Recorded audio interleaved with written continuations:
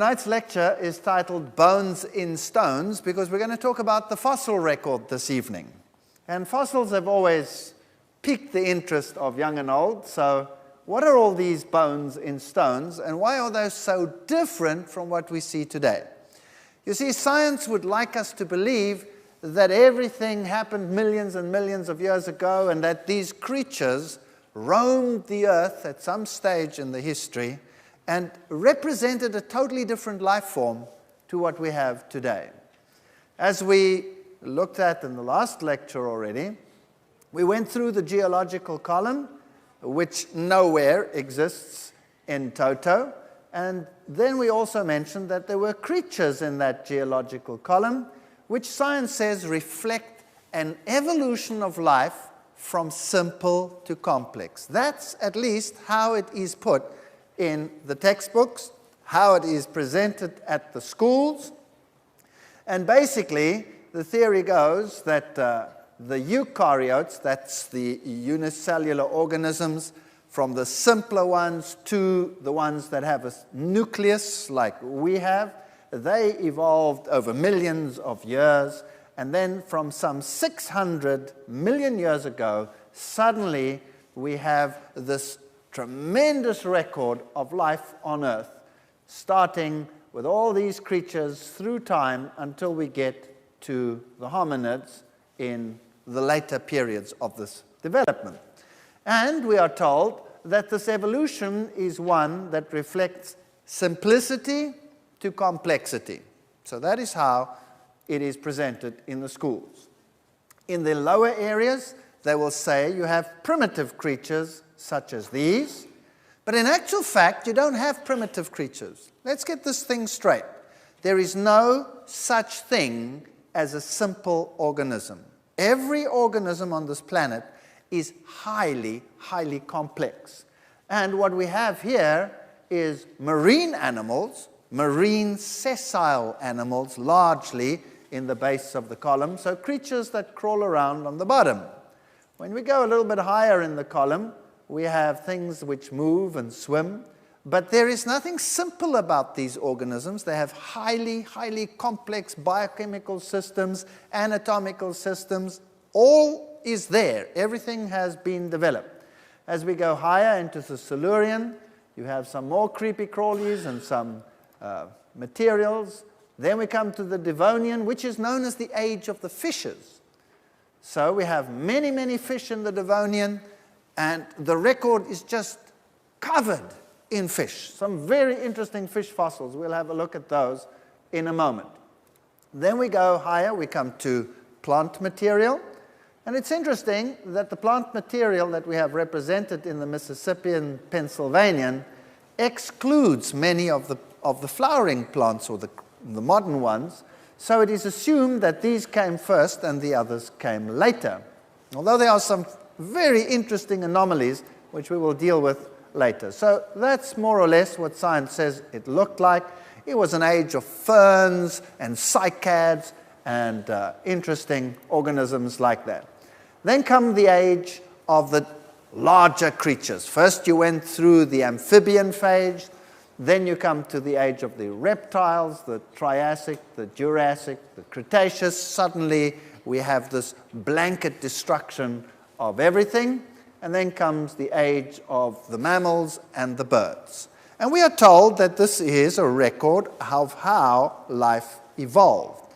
But there's more than one way to get a record. For example, if I have a pond in my back garden, and a bulldozer comes along with a pile of mud and covers my pond from the side in some catastrophe, and at the bottom of the pond there were some plants and creepy crawlies, and then some snails on the mud at the bottom, and some goldfish swimming in my pond, and a duck on top. And if all of these were buried, they would be buried in that sequence. So if I dug them up one day, and I found the worms in the mud at the bottom, and the snails a little bit higher up, and the fish, my goldfish, preserved in mud a little bit higher, and a duck still higher, would I then conclude that the worms gave rise to the snails, to the fish, to the duck? Not necessarily, right? Mammals and birds tend to float. So there are other ways of explaining this structure that we find in the fossil record. And we don't have to go into great details. We'll see what the general picture actually is all about. So now fossils that we find determine the age as well. For example, this is the principle of fossil correlation.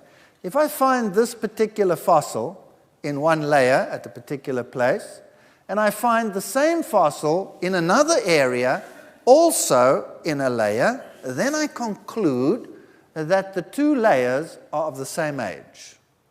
So how is the age of the layer determined? By the fossil that is in the layer. So this layer gets its age from the fossil, and this fossil gets its age from what? From the layer. That's circular reasoning. So it's as old as the layer because the fossil is as old as the layer, and the layer is as old as the fossil because the fossil is as old as the layer. Get it? But there's no age, so whatever age you want to put at it, well, that's fine, whatever you want. Now, even the old textbooks say, if covered by moist sediment, weathering is prevented, and for these reasons, quick burial is perhaps the most important condition favoring fossilization. Things have to be buried quickly in order not to rot away and disappear. And then also, waterborne sediments are so much more widely distributed than all other agents of burial that they include the great majority of fossils. So everything seems to be buried in water, and everything had to be buried rapidly. What buries a whale or a dinosaur rapidly, except some major catastrophe? And everything seems to be buried in water sediments, but there was no water catastrophe, no flood. Does that make sense? It doesn't really make sense. So if you have modern textbooks, you'll see pictures like this. Dinosaurs, and then there is an eruption of some volcano. These are Allosaurus and Stegosaurus walking around. They get buried, and then after a while there's some erosion that takes place, and they are exposed, and then you can find them and study them. And then this is how it happened. But this is not what we really see.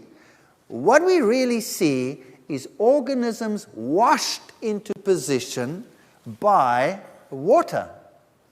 Now, how long does it take for something to fossilize? We've already looked at that. It doesn't take very long. Remember those teddy bears that fossilize in water that is high in the minerals that are needed for the purpose? Here is a hat. This is a miner's hat, and it's in a museum in Australia. It comes out of a mine that was vacated some 30 years ago, and it's solid stone.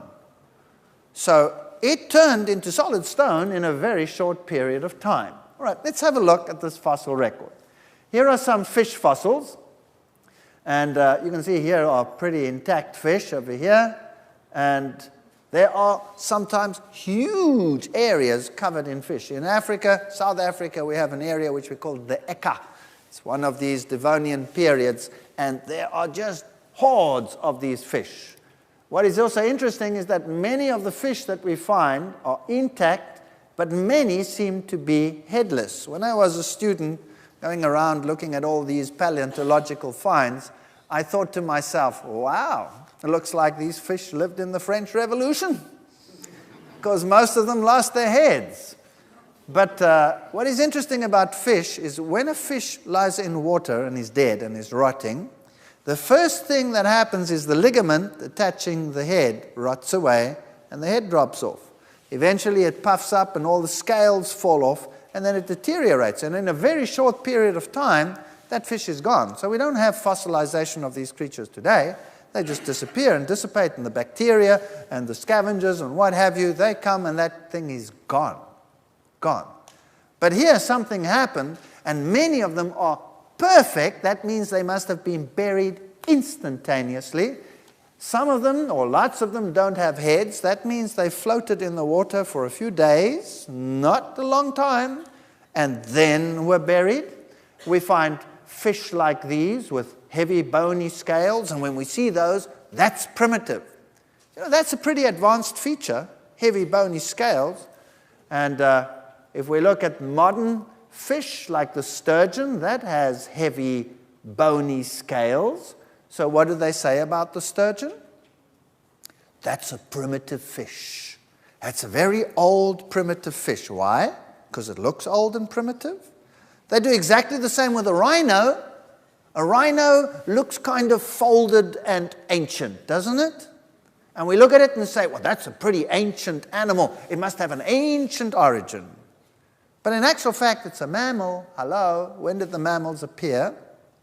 In recent times, even according to evolutionary theory. So we cannot have our mindset dictate data. You have to take it for what it is. Here is a modern fish with bony scales, and it is not ancient, it's living today. This is the sturgeon. That's the one you get your caviar from if you're into that sort of thing.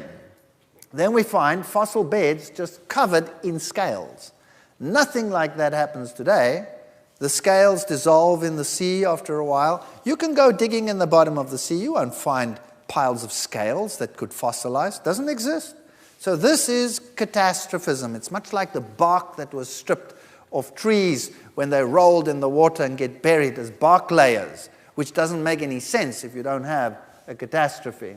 Here are some interesting features. Fish, small, large, buried together, and sometimes you have fossils where a fish is actually eating another fish while it is being fossilized. So what was happening here?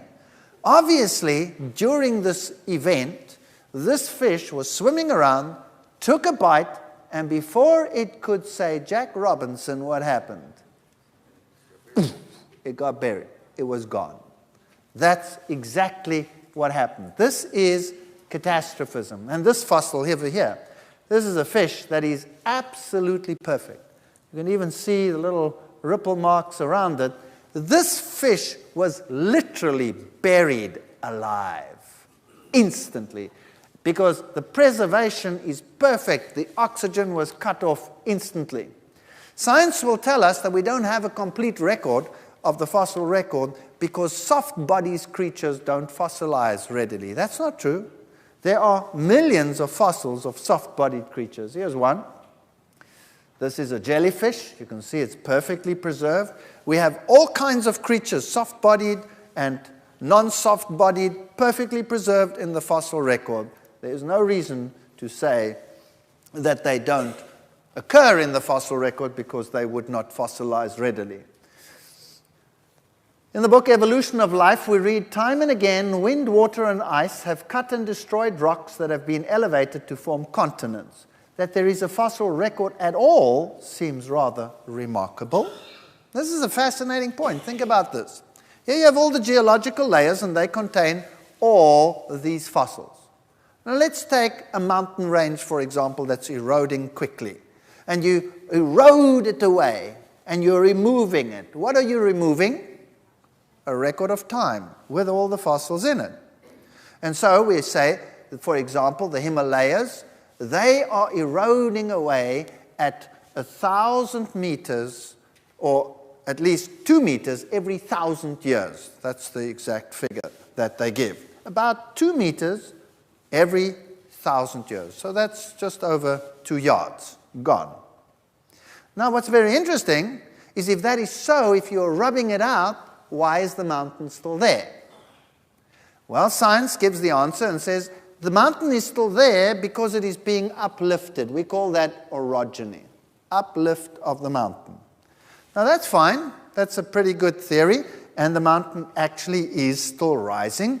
You can measure the rate of rise, and that more or less keeps up with the rate of eradication at the top. But now there's a problem. If this process has been going on for millions of years, rubbing out the top and still having the height because you're lifting it up from the bottom, can you then still have the record of the history of the world in the top? Yes or no? You cannot have your cake and eat it.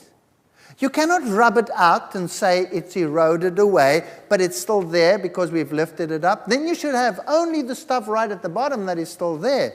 But no, we have the whole record there. So that cannot be.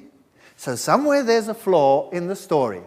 somehow there's a problem. How can we still have a fossil record when it's been eradicated over and over again by a process called erosion over millions and millions of years?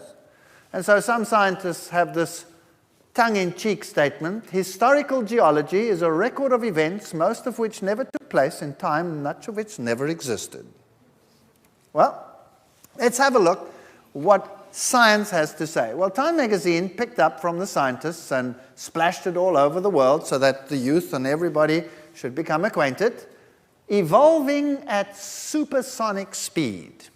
You see, when I was a graduate student at the university, I was taught Darwinism. Darwinism has a logic about it, but Darwinism requires what we call gradualism. Gradual change over time from one form to another. That's gradualism. But if you look at the fossil record, you don't see gradualism.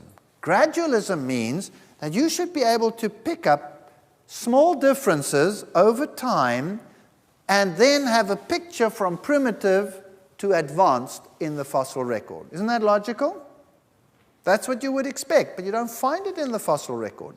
Indeed, what you find is that the creatures are there. So now you have a problem. So then the neo-Darwinists come along, people like Stephen Jay Gould and all of those that worked at Harvard, and they said, no, what happened is the following. We had long periods of stability and then rapid change. And that's why we don't see any of these links between them. So evolving at supersonic speed, how quickly did things evolve? When life exploded. The Big Bang of animal evolution. This is now the scientific paper, and it was published in the journal Scientific American, a summary of the events as we know them today. Now, let's have a look who published this. The person here is Jeffrey Levitin, professor and chair of the Department of Ecology and Evolution at State University of New York, Stony Brook. And so he is a person who is well qualified to tell us what the state of affairs is today. So let's ask scientists themselves what the status quo is. He writes, the Cambrian explosion, that's that lowest layer where life suddenly appears, was characterized by the sudden and roughly simultaneous appearance of many diverse animal forms almost 600 million years ago. No other period in the history of animal life can match this, note the words, remarkable burst of evolutionary creativity. It's very interesting. And then he talks about the creatures that were present. It is evidence that was obtained from sequencing, 18S ribosomal RNA, that suggests that various species and many phyla, now what's a phyla? That's a huge category of animal. For example, all the snails, all the slugs, all the marine mollusks, all the squids and the octopuses, and all of that constitutes one phylum. And then you'd have the arthropods, all the jointed-legged ones, all the crabs, all the insects, every little crayfish, all of those that walk around. That's another phylum. So these are huge categories of animals. And they're suggesting that the phyla, many phyla, appeared almost simultaneously. That means, boom, they were there. Stephen Jay Gould writes, fast turns out to be much faster than anyone ever thought. This is an article in the journal Nature, in the paleontology section. That's the best journal, so the world believes, in the world. The article of it, not above it, says, older textbooks proclaim that our phylum, now let me put this into perspective. The group that we as humans belong to is supposed to be the pinnacle of evolution. Where does that fit in? Right at the end of the process, isn't that right? We should appear last, this phylum. So older textbooks proclaim that our phylum, the Chordata, did not appear until the Ordovician period, and that this later evolution must imply advanced status. But the Burgess Shale contains a chordate. What does that mean? Well, they identified a chordate from the Chengyen fauna and now seals the fate of this misguided effort in asserting specialness for our ancestry. Chordates arose in the Cambrian explosion. Oops. What does that mean? This means that every phylum, every group, including the one that we belong to, was there from the beginning. This is a major problem. During the past decade, however, the discovery and development of another fauna of marvelously preserved soft-bodied Cambrian organisms in China has proven that, note, full diversity was reached within the explosion itself. That means everything, every life form, kind, that exists today was there from when? From when? From the beginning. Now, I'm not making this up. These are the top scientists in the field in the world. Everything was there from the beginning. In my own life, I started off with my thinking as a gradualist. That's the only logical alternative. Darwinism is the only logical alternative. Now, please don't confuse logic with correctness. Something can be perfectly logical, but it can be perfectly wrong at the same time. Okay? So, Darwinism is a logical alternative in science. We'll look at Darwinism and see what the flaws in Darwinism are, but everything appearing at the same time, that cannot be. So, you had to change. So, we became what was called punctuated equilibrianists. Sounds very nice. That means equilibrium, long periods of nothing, and then boom, punctuated, rapid change, chup, chup, chup, chup, everything's there. But you know, it's not too far a step to take one step further and to say, if everything was there from the beginning, then it could also be what? Creation, right? Doesn't that make sense? Could also be creation. Now, is this something totally new? No. He writes, Charles Darwin faced this challenge to his gradualistic preference, things change slowly over time, with characteristic honesty, writing in the first edition of Origin of Species, strange that it disappears later, the case at present must remain inexplicable and may be truly urged as a valid argument against the views here entertained. So they've known this from the beginning. So, is there such a thing as an evolutionary record which shows things developing from simple to complex? Answer is no. What we have is fully complex organisms there at the same time. Now, when they put in evolutionary trees like this, actually you don't have evolutionary trees. You have what we call evolutionary lawns. Now, a tree has a trunk. That means it starts with one, and then it goes up, and then it branches out into all the various branches. So everything started simple, developed, and then all the different things started developing. That's the tree of life. All these different creatures all over the place, starting from one organism and becoming more and more and more. That's what science would like to teach. But unfortunately, it didn't happen like that. What we have is a lawn. All the blades, boom, boom, boom, boom, boom, boom, boom, boom, boom, there at the same time. So the frogs look like this today. The frogs have always looked like that, right down into the record. And the fish have looked like that. And the sharks have looked like that. And whatever else, the lampreys and all of these have looked like that. And some of them are not around anymore, but we have similar ones living today. And so they link them all together, suggesting that they come from a common ancestor. But this bottom piece over here of linking them together is what? Is conjecture. Where does it come from? It comes from the mind. It doesn't come from the fossils. That's very important that we realize that. So if we look at the reptiles, the turtles, for example, you never find a half-formed turtle, or a quarter turtle, or a third turtle, or a piece of something developing into a turtle. When a turtle appears in the fossil record, it's a what? It's a turtle.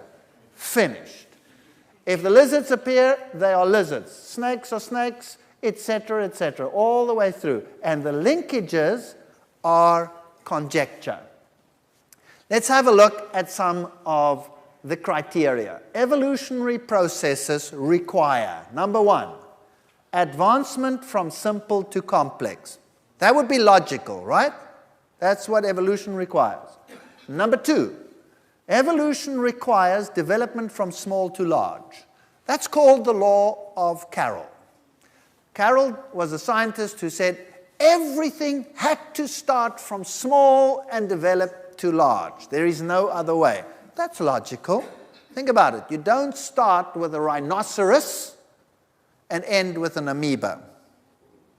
You start with an amoeba and you develop all the way up to the rhinoceros. That would be logical. Is that correct? So that's a perfectly logical assumption that you would make if evolution was correct.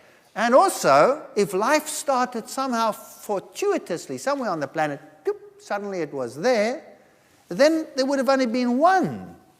And eventually they could have become more and more and more and more and more if the theory is correct. So we start with low diversity to high diversity. That's logical.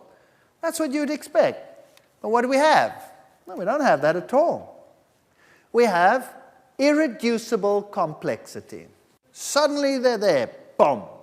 And some of the features in what we have cannot be simplified. They will not work if they are simplified. So they have to be complete. Everything has to be there. Boom. Some of the organelles and structures in living organisms are so complicated and need so many building blocks and parts that if they're not complete, they wouldn't work. So, boom, everything has to be there at the same time. So we don't have advancement from simple to complex. Everything was always complex. Do we have small to large? No. If we go into the past history, everything was bigger and larger and more magnificent than it is today. Today we have but a fraction of what used to exist in terms of size and in terms of diversity. We have reverse diversity. We would expect low to high, but we find far more creatures in the past than exist today. In fact, we only have a fraction left of what used to live.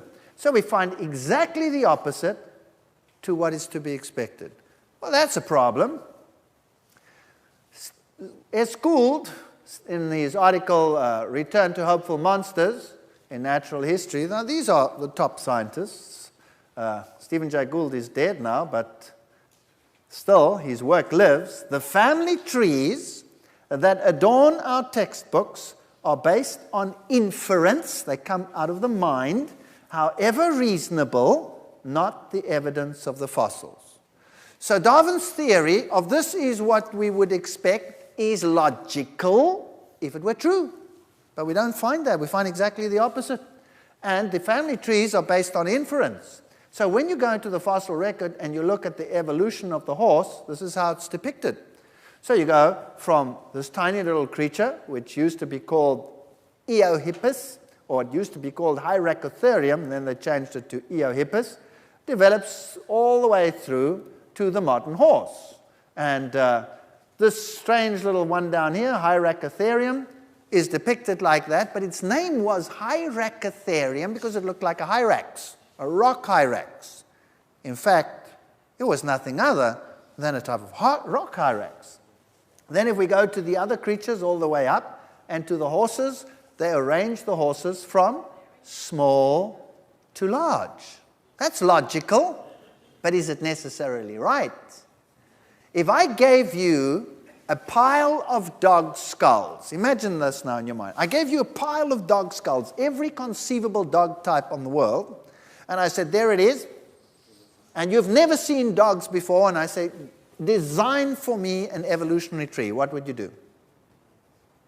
What would you do? You would arrange them from what? From small to large. So the Chihuahua would be right at the bottom. Yep, yep, yep. There he is. And then how would you develop your tree? What would you do? Well, you would put all the creatures that had sort of flat, stocky builds, flat faces, you'd put them on the one branch, isn't that right? So you would have your bulldog and your pug and all of those on the one side and the boxer arranged on the one side. And in the middle, you'd have the sort of in-between sturdy ones. And on the right, what would you have? Something like the lean, sort of slim, long machines, the whippets and the Afghans with their long snoots. And you'd have a beautiful tree. And it would be perfectly logical. Would it be right? No, it would be absolutely wrong. Why? Because they didn't come out of the Chihuahua in the first place. In fact, they came out of the wolf breeds, and the evolution is non-existent. This is the variety that is found within the gene pool, from the smallest to the largest. So it's not something that you would think reflects evolution at all. It comes out of the mind. So the same over here. These creatures, were they buried in the fossil record in this sequence from small to large, yes or no? The answer is no. They were all there at the same time. They were contemporary. And you're giving a pile of bones to a scientist, and he, in the laboratory where he sits, designs the tree. It's based on inference, however reasonable, not the evidence of the fossils. That's the fact of the matter. So, today, do we have tiny horses? Yes. That's the smallest horse. Look how small it is relative to that hand. And that's the largest horse. That's the variation in the horse breed today. This has nothing to do with evolution. Nothing to do with evolution. Is that an ancient horse and this a modern horse? No, they both live at the same time. You have the entire range over there. These horses are magnificent creatures, but they are totally different to other horses. These are the very special breed of horses that you find on Iceland alone. They have got features which are totally different from modern horses, but we know that these horses are derived from normal horses that the Vikings took to Iceland 1,200 years ago. So these changes that we see have to be accounted for, but this is nothing other than a normal horse. So now let's go to the dinosaurs and all these interesting creatures. Well, here was an article in Time magazine about dinosaurs. Surprise, just about everything you believe is wrong. Well, that's nothing new. What did they look like? What were they? Did they give rise to birds, as is being told in the world today? Here's a sort of artist's impression of the Mesozoic period with all these creatures running around. Did they die in hot water? How did they die? Why did they only exist here in the Triassic, Jurassic, and Cretaceous? Why are they gone now?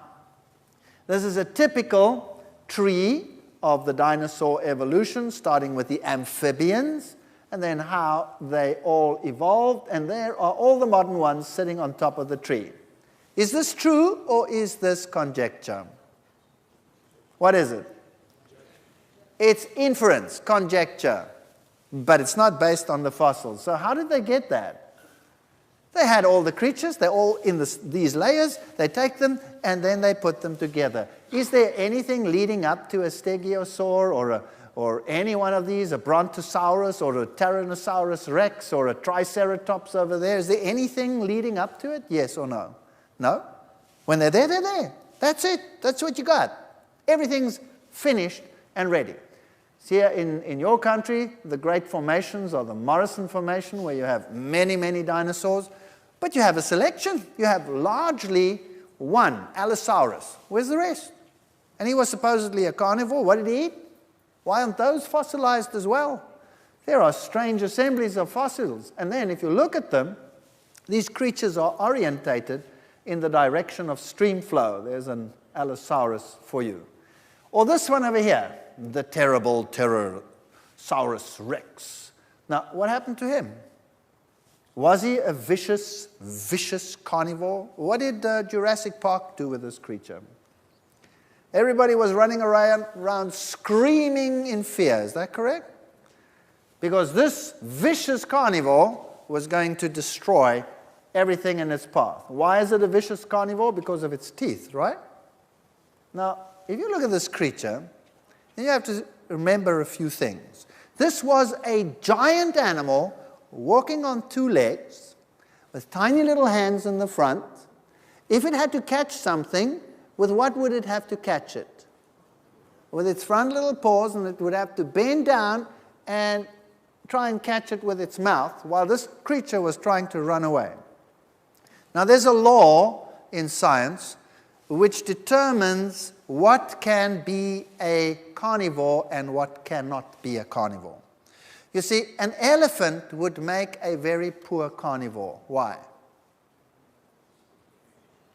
Because it is too huge. It is too bulky. It has too much momentum when it is running. Can you imagine an elephant trying to catch a gazelle?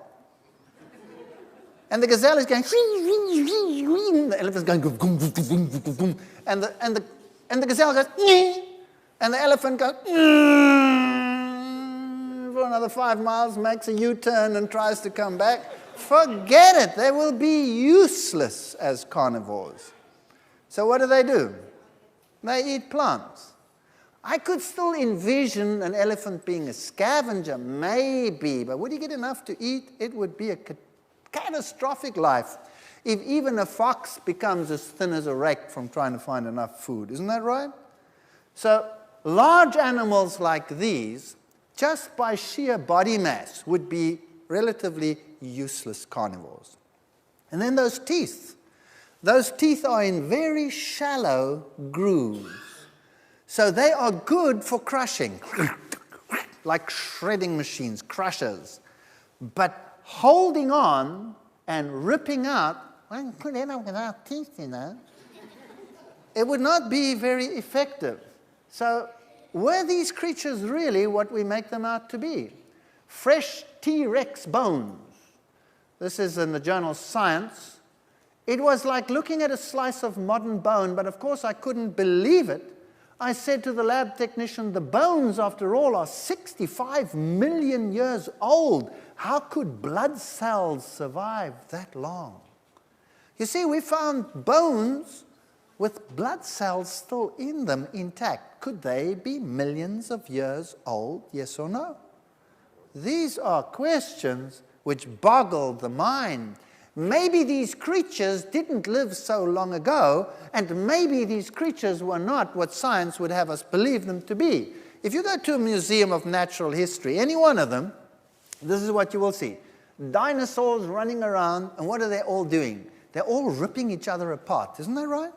They're all ripping each other apart, bleeding and blood gushing, one screeching and running while the other one is taking a bite out of the side. That's what you see out there.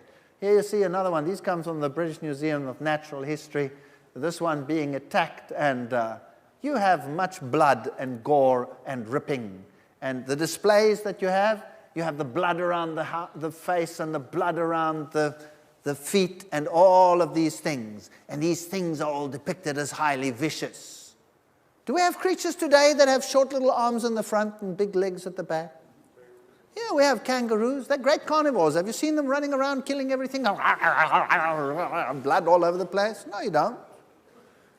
You know, the anatomy is just not suitable for that. So what is the story over here? Is it really like that? Well, you had tiny little dinosaurs like this one. Some dinosaurs were just the size of a chicken, not very big. Did you know that reptiles continue to grow? And they get very, very, very, very, very, very old. If you take tortoises, for example, if you have a tortoise that's a few days old, how big is it? It's about that big. It's about that big. And if you come back in 300 years, if you survive that long, how big would it be? It would be about that big, right? And so on the Galapagos Island, you have huge tortoises. And what if you came around 1,000 years later, how big would it be? Whew, a pretty big thing, right? And we have some very amazing creatures today. Here is one of them in display in the Museum of Natural History in London. You can see by the scale of things. I mean, these things were huge. This creature was probably a swamp creature, walking in swamps and feeding off the swamps. And here is a Triceratops, obviously a plant feeder. Look at its mouth.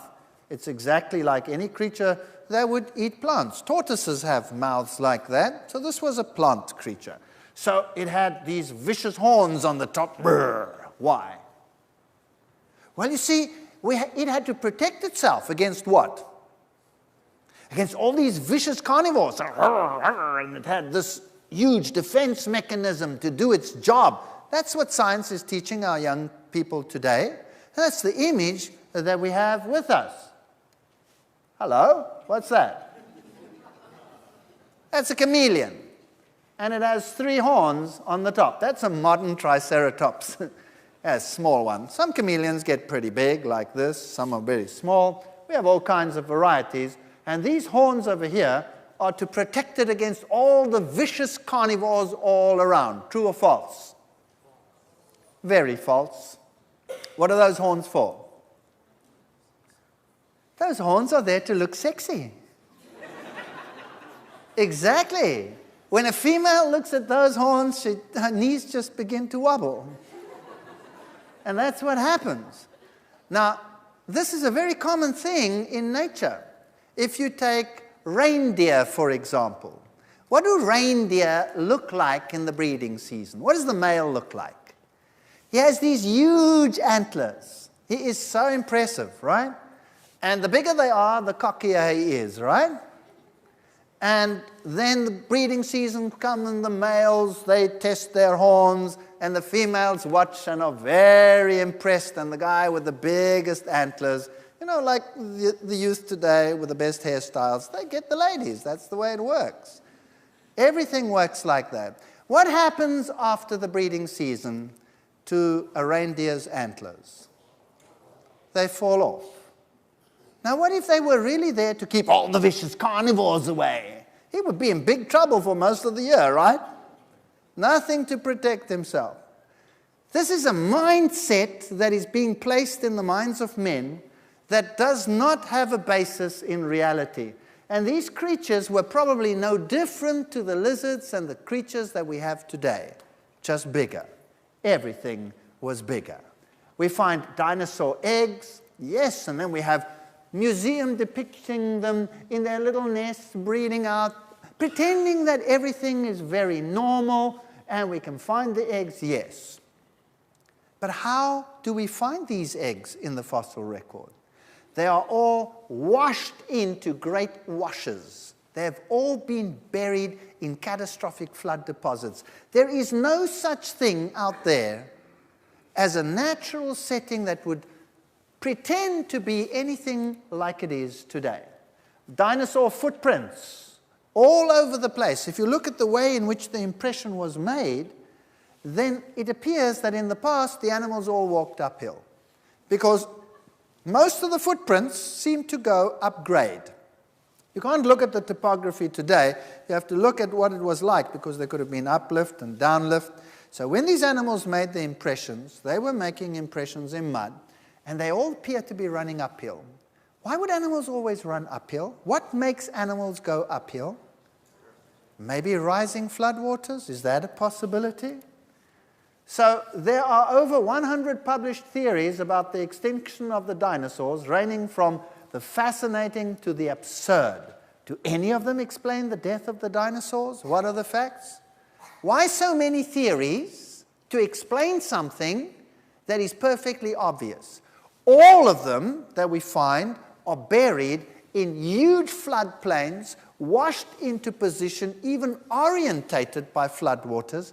Any eggs that there are washed into position, but none of them died in a flood. Does that make any sense? Doesn't make any sense to me. Then we come to the birds. But the birds, that's a topic on its own. So we'll leave that for the next session.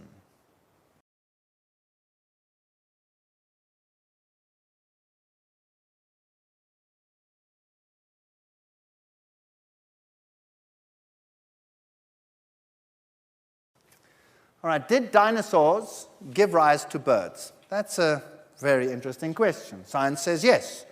That is at least what we are taught. That's what the kids are taught. Oh yes, there's the oviraptors and the velociraptors and all these strange-looking creatures all over the place. and they're depicted as taking care of their little eggs. And we have fossils where there are feathers, and there was a transition from the dinosaurs to the birds. Archaeopteryx, a very famous fossil, is now generally accepted that Archaeopteryx was a bird with fully formed flying feathers and a wishbone. Here is the prime candidate today for the transition. This is Sinosauropteryx, and there is the fossil. And if you look carefully, you'll see these little things over here, which seem to be feather impressions, although they're not very clear as feather impressions at all. And we'll see what the top scientists in the field have to say. These are all publications in journals like the journal Science, which is, of course, the equivalent of Nature, so great journals. New research shows that birds lack the embryonic thumb that dinosaurs had, suggesting that it is almost impossible for the species to be closely related. Here's another statement. A team led by bird expert Alan Feduccia, chairman of the biology of the University of North Carolina, studied bird embryos under a microscope and published their studies in the journal Science. A team led by John Rubin, a respiratory physiologist at Oregon State, also analyzed the outlines of Sinosauropteryx' internal organs. Its bellow-like lungs could not have evolved into the high-performing lungs of modern birds. You see, it's more than just feathers. Rubin, an ancient bird expert, Larry Martin, believed that the so-called feather traces are actually frayed collagen fibers beneath the skin. So maybe they're not feathers at all. Feather expert Alan Brush, University of Connecticut, points out that they lack the organization found in modern feathers. So these aren't feathers at all? Is that what they're saying? Well, if we look at lungs, for example, that first story, mammals have lungs like these, where the air goes into a little sac like a balloon, and you breathe in, balloon fills up, you breathe out, balloon empties out.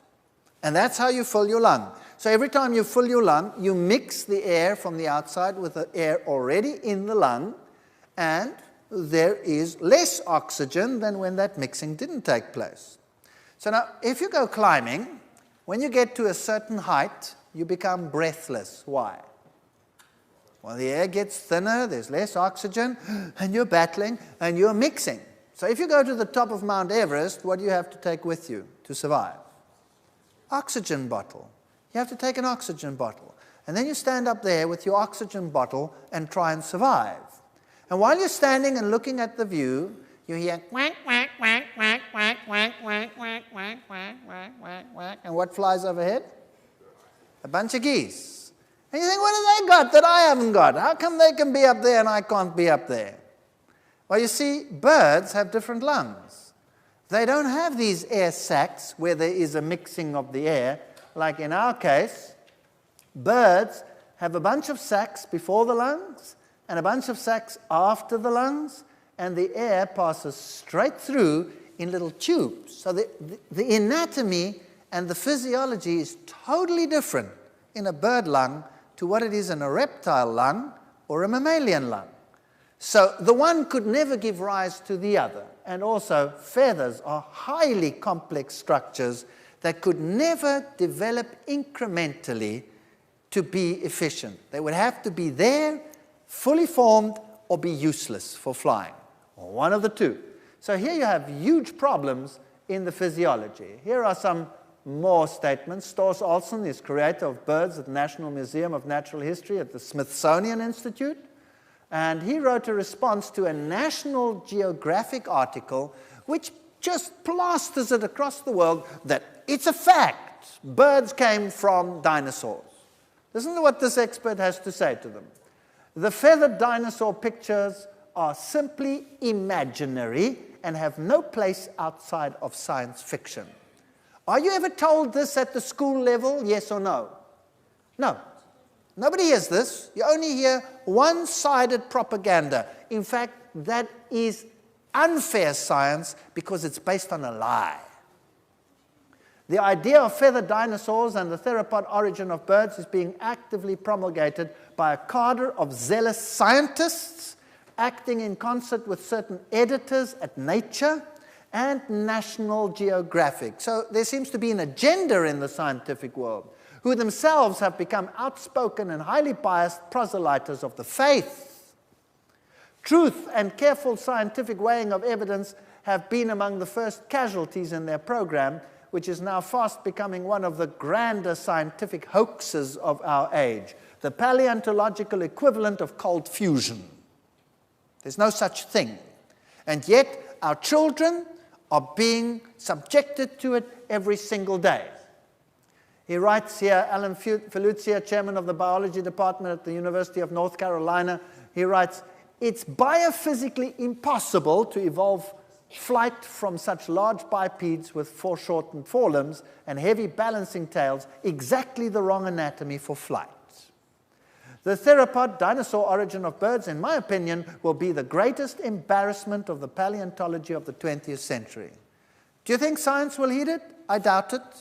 They will preach it and teach it because that is the only solution they have. Because where did the birds come from if they didn't come from something? Because God is not going to be acknowledged ever. Creation is not going to be acknowledged. Complexity had to fall from the sky. Well, what are these? These are the famous Ica stones from Peru. What is that? These are stones drawn on by ancient Indian cultures. And what do we have there? That's a Triceratops, if ever I saw one. There you can see it perfectly clearly. These are flying reptiles. These are pterodactyls. There's no doubt about that. And they have a person flying on them. Very interesting. And they have all these creatures on the Ica stones. Is it possible that man and these creatures lived contemporaneously? Where do all the legends come from dragons and fighting this? Do you know that ancient writers, who are not even writing about science, but poets or just historians, writing quite generally, just in passing mention that these creatures, which they call dragons, live in Africa or in the jungles here, there, and everywhere. There are many, many, many occasions where there are records of such sightings. And then you have these strange things over here. I don't believe that the lizards in the past were any different to the lizards that we have today. If you take this modern lizard that lives today, the basilisk, that sprint across jungle streams, and you look at this creature, doesn't he look like something from science fiction? Isn't he cute? I think he's absolutely delightful. But imagine a paleontologist got hold of this fossil. What would he do with it? It would be the most vicious-looking creature under the sun. When actually, it's a cute little thing that sits there and is there for the amusement of the eye. George Gaylord Simpson, one of the doyens of evolution, says, "It has been suggested that all animals are now specialized and that the generalized forms on which major evolutionary development depend are absent. In fact, all animals have always been more or less specialized, and a really generalized living form is merely a myth or an abstraction." What does that mean in simple language? He says there's no such thing as a simple animal that became complicated. It's a myth. When we look at the fossil record, everything is complicated. At the same time, what do we have in the world today? Scientists agree, world faces mass extinction. Quarter of the mammals face extinction. Only 10% of the big ocean fish remain. That's what the world is knowing. This is a fact. So everything is disappearing, which explains why everything was more in the past than it is today. Doesn't that make sense? If we are slowly eradicating things by extinction, sooner or later we'll have what? Nothing left.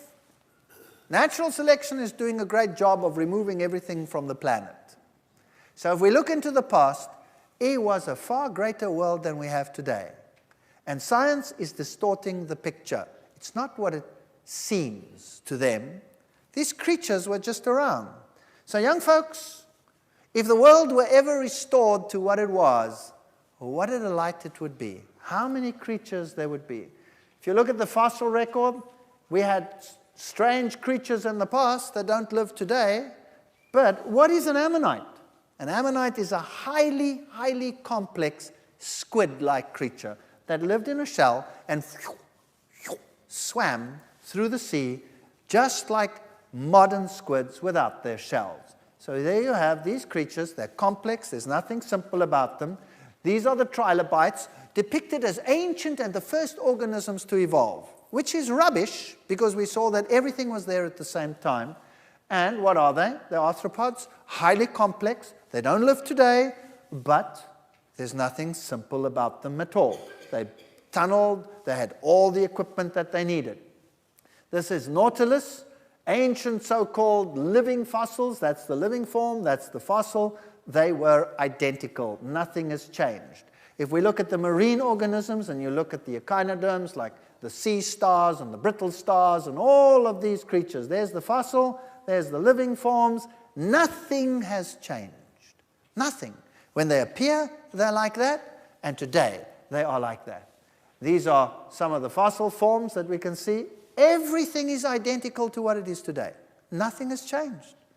So where is the story of simple to complex? It doesn't exist. It's either there or it's not there. Look at these, crinoids. These are sea lilies, highly complex, exactly in the past as they are today. Here are shells in the fossil record, living shells.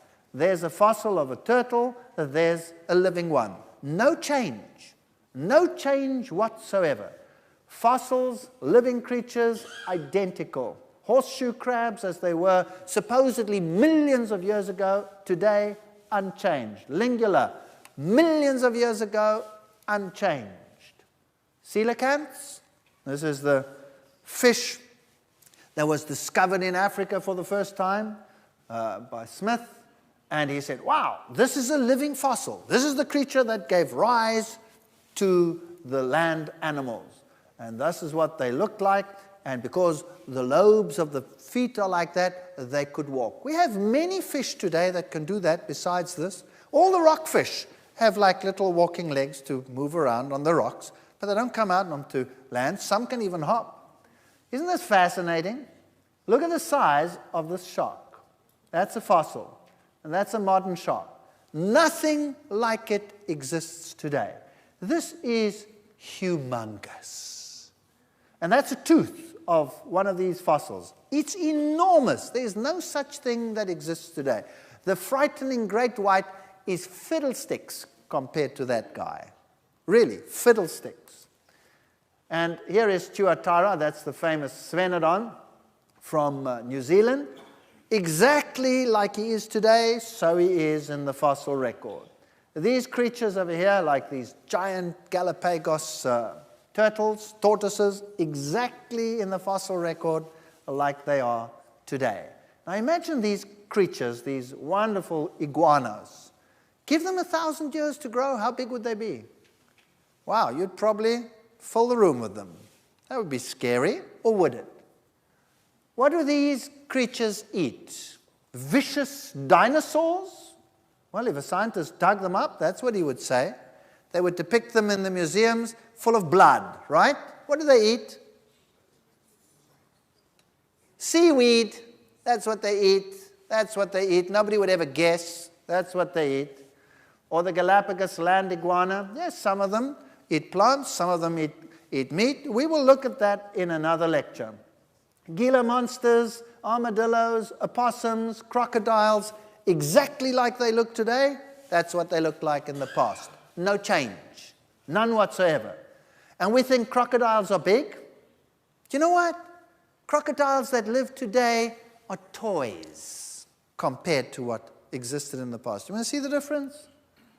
I'll show you the difference. Look at these huge creatures like armadillos. There is a fossil crocodile, and there is a fully grown modern crocodile. No difference in the anatomy, so there's no evolution here. There's only one big difference, and that is what? This guy is just enormous. He is so huge you cannot even imagine him. If you came up across this crocodile, you would know that you had seen a crocodile. It is scary. Now, why is it so big? Why is it so big? Is that evolution? What does evolution teach? You go from what to what? Small to large. But that's not what we have. We go from giant to dinky toy. I'm aging myself by using dinky toy. They don't exist anymore. Lego toy. All right, there we go. So what has happened? Why is this creature so large? Maybe the circumstances in the past were ideal. There was so much food around, everything was perfect, temperatures were perfect, and they had a long time to grow without anybody wiping them off the face of the earth. And there they were, huge, huge. That's not evolution. We've got devolution. We've gone downhill. Let's have a look at the insect world. This insect is a fossil, and it has a straight wing. So science says, primitive. Primitive. Why primitive? Because the wing, they say, is a modified scale. Big problem. Big problem. Because a scale and a wing doesn't develop from the same anatomical layers. Big problem. You cannot have the one developing out of the other. But besides that, they have to get the wing somewhere, so it's a modified scale. Now, this creature cannot fold its wings. Obviously, if you could fold your wing nicely and bury it under, or hide it under a covering, that would be an advanced feature, right? So this must be primitive. Here, just think of the mindset. So what is this? Straight out wing. Cannot fold it, bend it, bury it, hide it. Primitive or advanced? Primitive. Is it? No. They all occur at exactly the same time. So again, it just comes out of the mind of the scientist. Or this wasp, perfectly formed, but the wings are straight. Primitive? No. Why should it be? Or this one. There's the fossil, there's the modern one. If you look at this creature over here, you would say, well, that's primitive because it doesn't have a folded wing. Did you know that scientists use the dragonfly to develop the helicopter? And the helicopter cannot do a fraction of what this creature can do. This creature can go whatever it wants to do. It's magnificent. The design is absolutely astounding. We cannot even copy it. It's so perfect. But it's primitive. Why? Because the wings are straight. And if you can fold your wings like this one, like a beetle wing, that's advanced. Then why do the beetles and the dragonflies occur in the fossil record at the same time? Or what about this problem? Why do we find bees' nests in the fossil record long before there are flowering plants? What do they eat? Wait for 50,000 million years to get something to eat? I think there's a problem there. Here's a praying mantis, and there's a fossil. Unchanged. Nothing has changed. Here you have an eye of an insect. One of the most intricate structures known in the world today. The eye, of course, works totally different to ours. Our eye already is a nightmare to evolutionists. But this eye is even more of a nightmare because it's made up of perfectly shaped little mirrors, and each of them has to be absolutely perfect to work. You cannot get this to improve over time, and there are hundreds of these reflecting the light absolutely perfectly. In fact, NASA used this eye to design the mirrors in the reflecting telescopes that they use in space. They used this as a model. It's absolutely perfect. How did it come into being? Just like that? Because there's no incremental way in which it will work. It's either there or it's not. And do we have any evidence in the fossil record that there has been an evolution of the eye? No. Here is probably the most ancient insect that you can look at, and there's the eye. This is in amber. This is a fossil. Perfect. Perfect. No change. Here's another insect in amber. They're unchanged. Here's a cricket in amber. Unchanged. There is no evidence out there for any change. There's an ant. No wonder this ant is saying to this ant, I can't believe it, Fred. 60 million years since I've seen you, and you haven't changed a bit. So, is it true what science is telling us, that we evolved from simple to complex? Is it true? No. The scientists themselves say everything from the beginning has been complex. There's no simple to complex. Doesn't exist. Is it true that we went from small to large? No. We went from large to small. So did we go uphill or did we go downhill? We went downhill. Is it true that we went from low diversity to high diversity? No. Extinction is removing more and more and more and more and more from the planet. And scientists out there in the world are screaming and saying, if we don't stop this, we'll have nothing left. We went from high diversity to low diversity. Is it true that the animals appear gradually over time, or do they appear suddenly? What does the scientific evidence say that we discussed over here? It appeared suddenly at the same time. Now, you think about these things. I'm not making this up. I used to be an evolutionist. I used to believe in evolution. In fact, I hated God. I wanted nothing to do with God. And I had no option but to be an evolutionist because I left God out of the equation. I had no option. And so I wasn't being a hypocrite. I just was looking for a solution, and that was the only option available. Even as an evolutionist, I had to change from gradualism to equilibrianism, punctuated equilibrianism. Why? Because the fossil record didn't tell me what it should be telling me. It just didn't do it. It cannot do it, as you saw from the scientific quotes themselves. I had to change. So what's the big deal?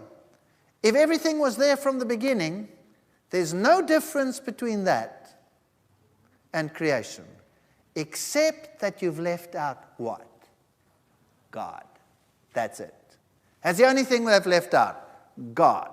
They're calling it sudden burst of evolutionary creativity, and they've just left out God out of the equation. That's it. So, is there a God or is there not a God? Well, you decide. This is the Welwitschia. Welwitschias are plants that just don't die. They just grow and grow and grow until they are very, very, very old. So we have giant Welwitschias in Namibia, in the deserts, and they tell us something about how long things have been around. If you go to the oldest trees in the world, the bristlecone pine is famous for it. The oldest ones around, how old? Well, the oldest Welwitschia around is between 4,000 and 5,000 years old. The oldest bristlecone pine, how old is that? Between 4,000 and 5,000 years. Some years ago they said, 6,000. But then they realized that they were not dealing accurately with the ring structures. And so today, everybody agrees, 4,000 to 5,000 years. That's it. Or if you go to the Redwood National State Park, what do you find? Giant trees, huge ones. And these are first-generation forests. You see, this tree is amazing because its bark is fireproof. So even if a fire sweeps through the forest, the trees survive. It's a first-generation forest, so there's nothing that was there before. How old are the oldest ones on the planet? Between 4,000 and 5,000 years. If you look at the river systems in the world, you have a Mississippi River over here. It comes down and it deposits whatever it deposits in the Gulf of Mexico, and there is no subduction there. The mud is not being taken away. It's all nicely enclosed. So whatever the Mississippi has brought down is where? In the Gulf of Mexico. The same with the Nile. Whatever the Nile has brought down, where is it? In the Mediterranean. And so, if you look at the mouth of the Nile, you'll have a huge delta where all the silt that has come down over the eons has been deposited. Now, they know exactly how much these rivers actually bring down, because people build dams in rivers, and a dam will eventually fill up with silt, and then it's no longer a dam. It gets useless. So they have to work out whether it's economically feasible to build a dam like that. And the way they do that is they put nets and devices into the water to measure how much material comes down per year, and they do this over a number of years to determine how long would it take before the dam is useless. That makes sense, doesn't it? And so they did that with the Nile, And then it just takes a satellite picture, and you determine how much has this Nile brought down in its entire lifetime. And you know what? There is no river that's older than between 4,000 and 5,000 years. Doesn't exist.